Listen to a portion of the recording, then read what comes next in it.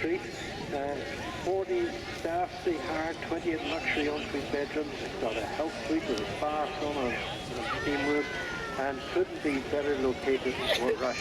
So there's a little mention there for the Adelphi there. It's a tremendous help to airways here, and we shall pop in later.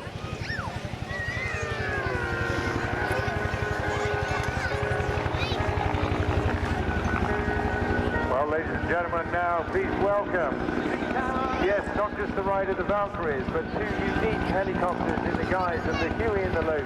Yes, we're going back to Nam.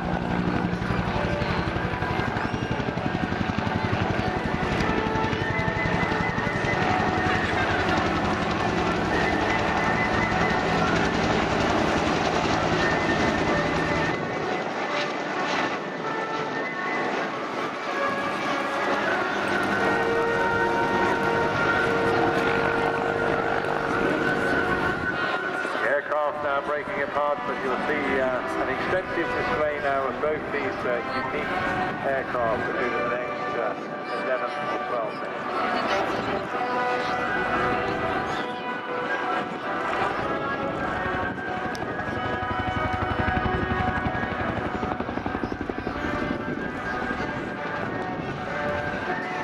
The very distinctive sound there of the UH1. Widely used to transport troops and equipment during the Vietnam War, as well as limited support and attack missions as well. The different versions of this amazing aircraft demonstrated their suitability to meet the requirements that a truly lightweight and multi-purpose helicopter must be capable of. Many of them were lost in combat. Their mission capabilities, ease of maintenance, and at relatively low cost enabled them to carry out a huge variety of missions and support vast army traditions.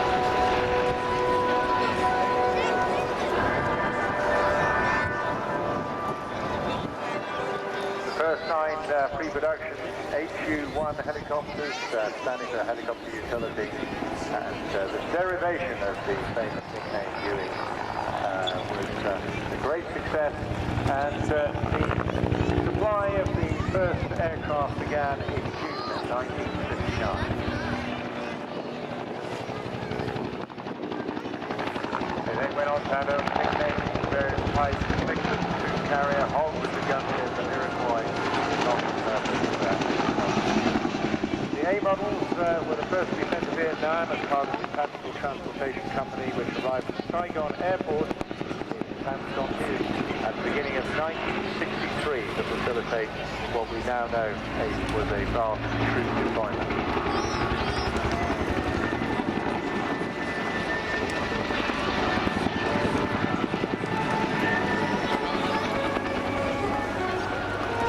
A total of 4,869 helicopters were lost by US forces in Vietnam.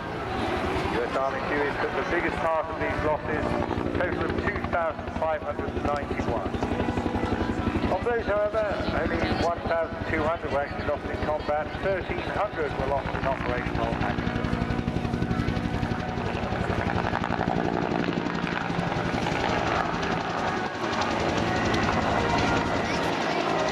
In themselves, however, inherently vulnerable because the loss rate was actually less than 1 in 80,000.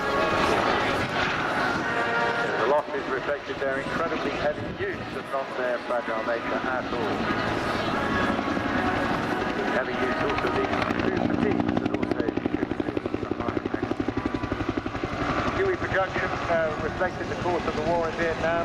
Gave from 20 a month in 1963 to 160 a month in 1967, falling back again in 1970. Vietnam very much judged as the first helicopter war, and certainly the Huey remains a symbol of the conflict far more than any other weapon. Images of Huey's dropping troops into landing zones, the pictures of Huey's thrown off aircraft carriers during the frantic final evacuation.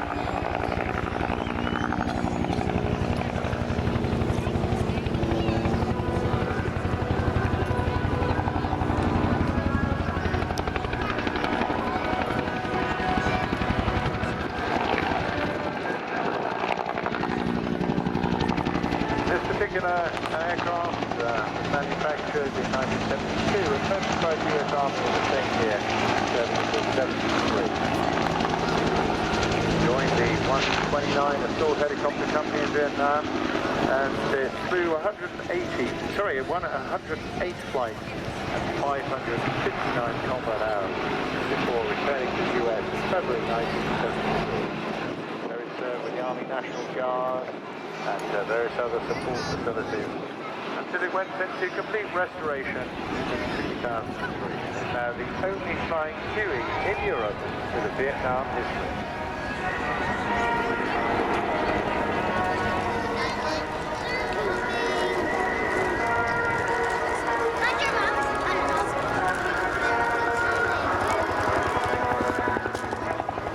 Would normally have a crew of 4, a pilot, co-pilot, crew chief and a gunner, sort of like Boeing T-53 1400 shaft horsepower engine. It can fly up to 120 knots and a range of 200 miles.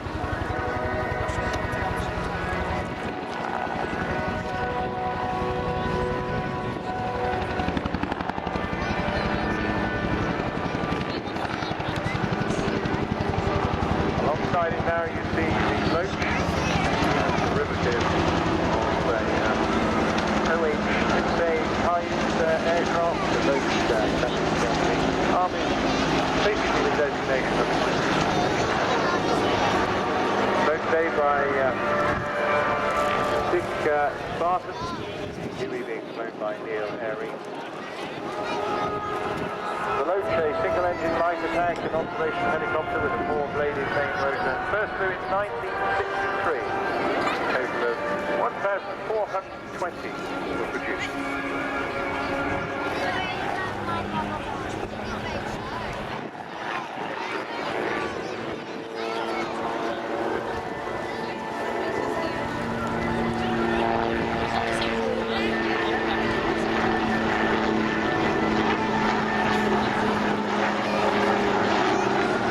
Loach airplane is essentially still in production with MD helicopters as the MD500.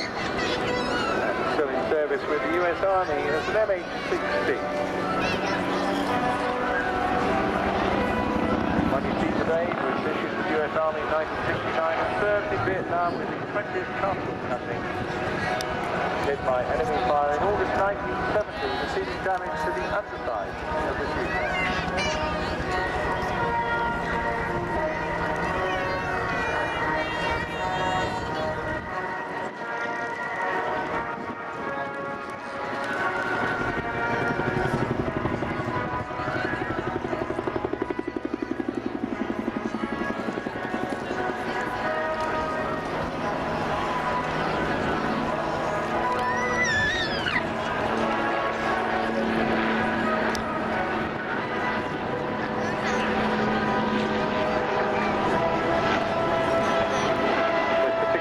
Was number 470 off the production line at the Cayuse Fuel Company. It shows that the records reflect 250 hours from 1917, serving in South Vietnam. 11 hits from small arms and automatic weapons.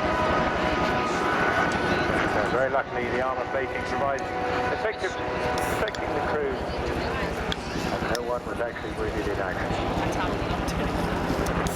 Also recorded is the forced landing, but was flown again, recovered to a safe area, and effectively, after being underslung from the Huey, was returned to Romania full back into service.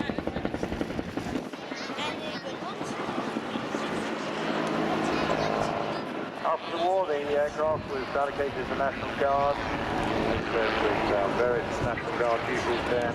It was one of 13 machines selected by the National Guard Aviation Unit allocated drug instrumentation.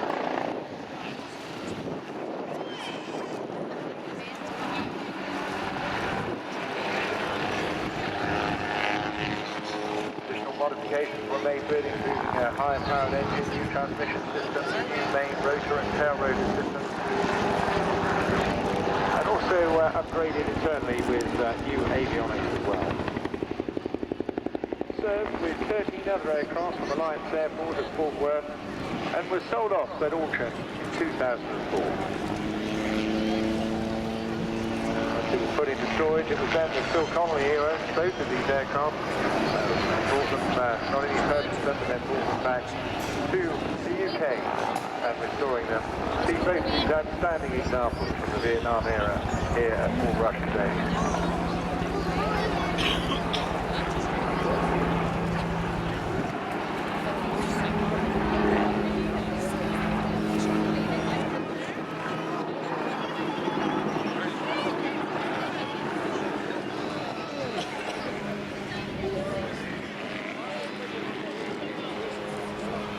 So both these aircraft have unique histories, very, very valuable indeed, reflecting the true nature of the conflict and the huge losses, but also the great nature, the reliability that these aircraft achieved during those difficult service periods.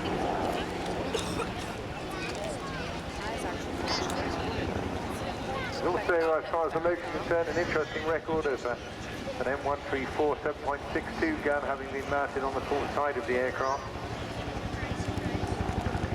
Just fascinating amount of work has been put in by Phil and his team to bring these aircraft back into as unique a condition as is absolutely possible. So I think flying by now slowly for your chance to give them away well. We're right at the tail end of this display. The Vietnam pair, the Huey and the Loach.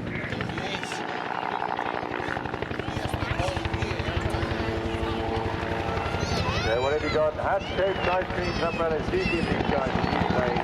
Working really hard to entertain everybody. We can, all around.